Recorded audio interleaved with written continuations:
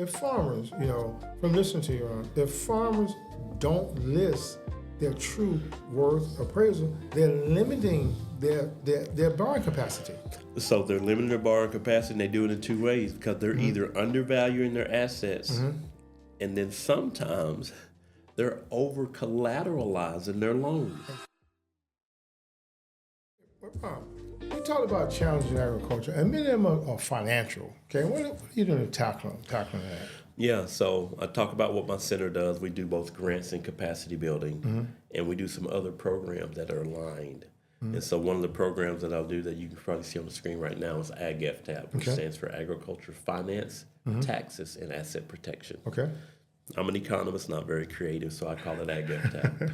But for the AgFTAP program, which you can find by going to agftap.org, it is a technical assistance program. It's funded by USDA's Farm Service Agency through a cooperative agreement, but it's designed to provide one-on-one it's designed to provide technical assistance, but taking that technical assistance down to one-on-one engagement. So with AgFTAP, we have designed an electronic repository, if you will, where we have a collection of resources and subject matter experts. Before I get into those subject matter experts, I want to talk about the resources, because we call it finances, tax, and asset protection. Because just like confusion on crop insurance, there's a lot of confusion for our farmers and ranchers on understanding their finances, record keeping, and how to do their tax treatment. Absolutely. And so at the core, at the foundation of that is their balance sheets. And so a lot of farmers and ranchers, a lot of them, they're all exceptional farmers, because that's what they are. They're a farmer, and that's their identity. They're the best businessmen in the Oh, world. absolutely. But when it comes to understanding the financials of their business, some of them don't want to deal with it. Many will just say, okay, I've got a CPA for that, or I got a tax accountant for that, or I've got a consultant for that. And they don't get into understanding how they can strategically reposition or align their company or their business to take advantage or to move in terms of adverse times. So like right now, we have very, very tight profitability. Very tight. So one of the things that our farmers are going to have to look at is, how do I strategically reposition my company? And unless you have a very good fundamental understanding of your balance sheet, you are not in control of whether or not you're going to get a loan or not. So one of the things we're doing with AgFTAP is trying to provide some of that basic record keeping, basic balance sheet or financial literacy to help our farmers just understand that. And so one of the things we did is we were talking about training in the balance sheet, but then talking about and highlighting the ratios, the financial ratios that you can calculate from a balance sheet. Which farmers need. Oh, they need it, because the thing of a balance sheet is it's going to tell whomever you're talking to, lender, partner, investor, what you look like on paper. Absolutely. And what you look like on paper with your financial statements is what you look like for them in terms of your ability to repay a debt. Because many of those farmers are undervalued because they don't have those assets listed. And so your program builds that. Oh, absolutely. And we build it out fundamentally by getting them to understand, because it really broke my heart, because I had a farmer tell me one time, he goes, what's an asset? And I was like, wow. Or he said, I don't understand my equity. Or should I have this listed as an asset? And I've heard stories of a farmer that didn't have their land listed on their balance sheet. And I'm like, if they got a loan, that's almost criminal, that a bank would have that and not say, well, what's your collateral? Don't you farm? Do you own your land? And so getting a farmer to understand what those categories are, what is an asset, what is a short-term asset versus a long-term asset, how to categorize it on a balance sheet. We have some resources to help train, and not only the farmers can see it for themselves, but they can get one-on-one technical assistance, have someone explain and walk them through it. But also, what's the value that you have on your assets? Because they don't have a good value. So we get into appraisals. Absolutely. We get into saying, well, when's the last time you had an appraisal on your land, or what's the market value of your land, and what is that based on? Because they may be going on the appraisal that was 20 years ago when they bought it. And the land value changes every year because it's driven by market conditions. and we get, not to get too technical, but we actually get into a little bit of reconsideration of value on the appraisal. What do you do if you disagree with the value that's put on your asset? But one, we try to get them to understand their balance sheet, understand the value of their assets. It's easy to list out their liabilities for the most part. Exactly. But the difference between your assets and your liabilities is your equity. Exactly. And that's what you can loan on. And if farmers, from listening to you, if farmers don't list their true worth appraisal, they're limiting their borrowing capacity. So they're limiting their borrowing capacity, and they do it in two ways, because they're either undervaluing their assets, and then sometimes they're over collateralizing their loans. Exactly. They're putting up more collateral than they need to. So which that means that they're putting more assets at harm's way in case something catastrophic happens. If they don't have that crop insurance, they're putting more assets at risk.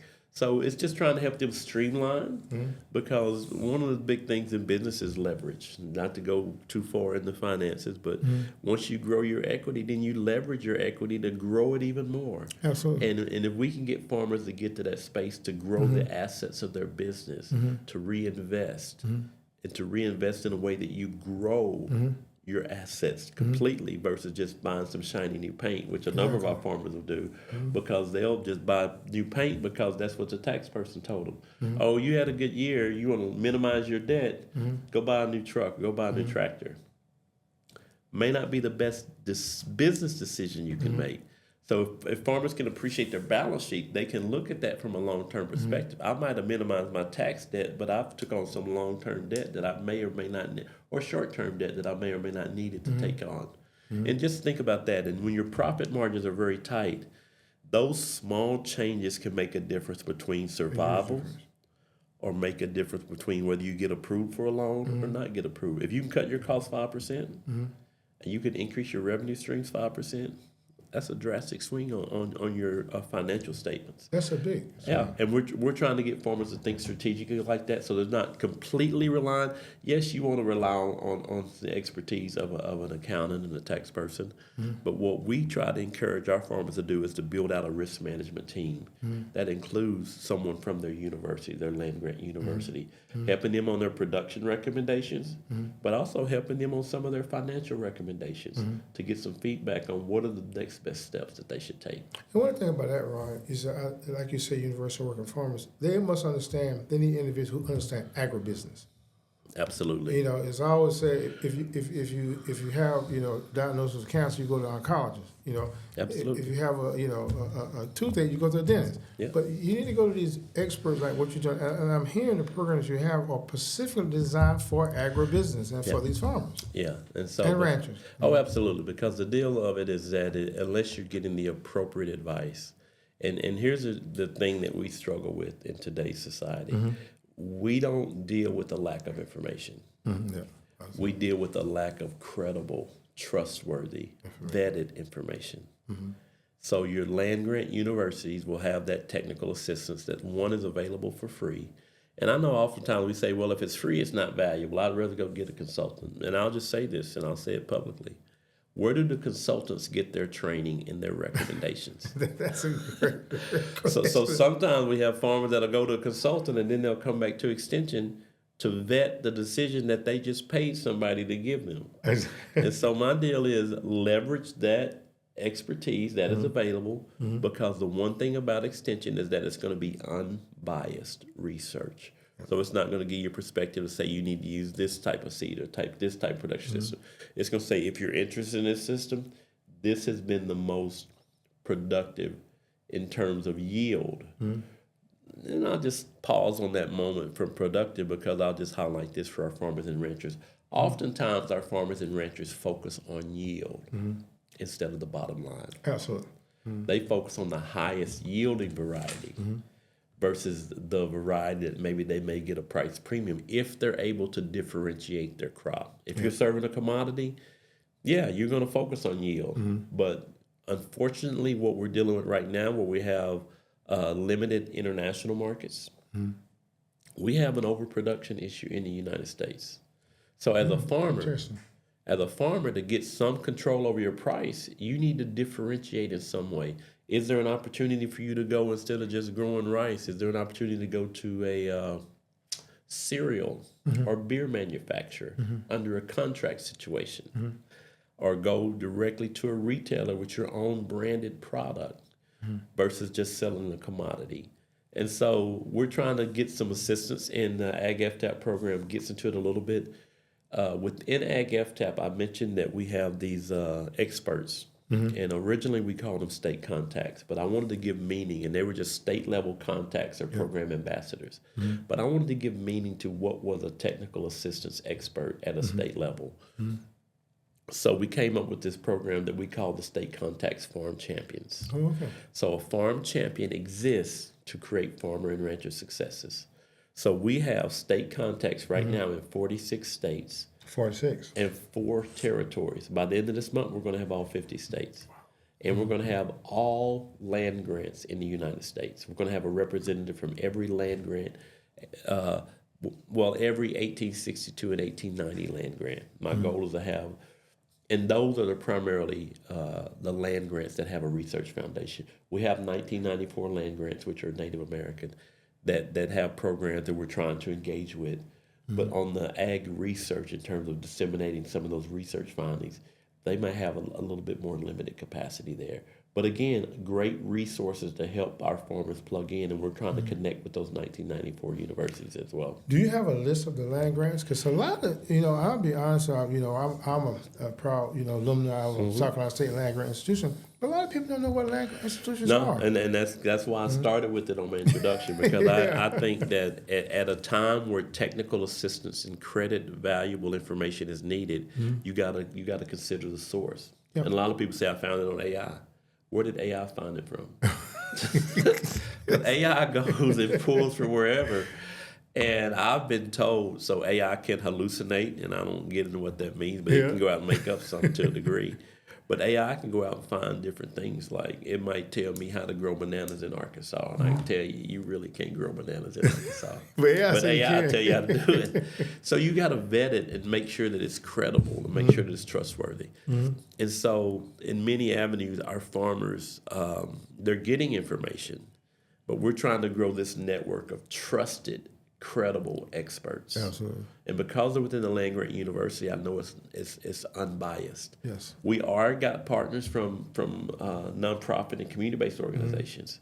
For the most part, they've been vetted to the degree that they have secured federal USDA funding. So they've been deemed a credible organization to do technical assistance.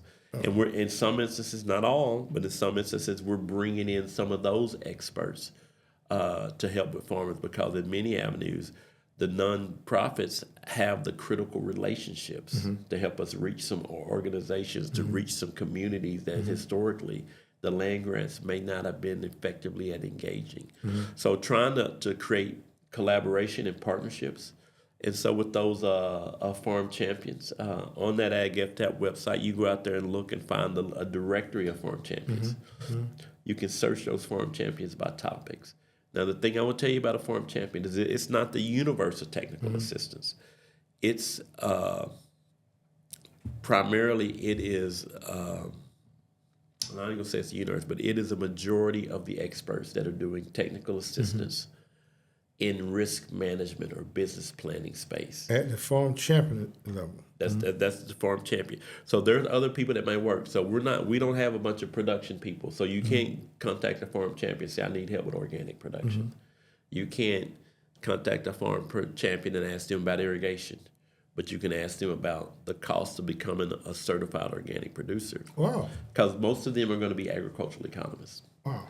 And so in that risk management, in that business planning space, the farm champions are going to be there to help you with your business planning, with your financial literacy, with understanding your balance sheet, with understanding your record keeping, crossing over into crop insurance, crossing over into tax preparation, not just understanding about the importance of a Schedule F, of why is that important for a farmer. Truly important for farmers. And we got a new resource coming out where we actually had a tax expert talk about things to consider when you are selecting a tax professional to prepare your ag business, because there's a distinct difference between just general C corps, corporations, and regular businesses, and in agriculture. I used to do farm tax schools, and I had a retired, he's retired today, I had a retired IRS agent. He told me, he would have chuckled, he said, Ron, you know what?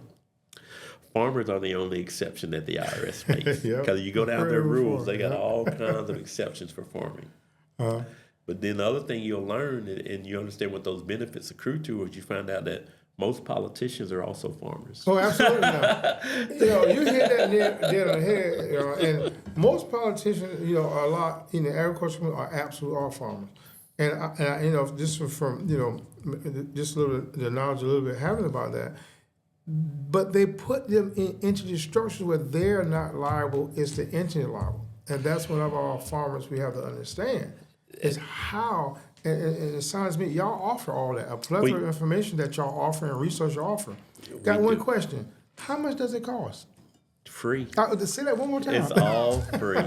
So this has been paid for by USDA FSA and the National Institute of Food and Ag, because I collaborate with Ag FTAP on NEFA and this FSA agreement that I've done. And even though my risk management agency agreement is ending, they've got some building blocks in that foundation on the crop insurance side. They've helped build out some outreach there. I'm trying to grow this out, to grow that network. And again, our nonprofits and community-based organizations have done some great work and continue to do some great work.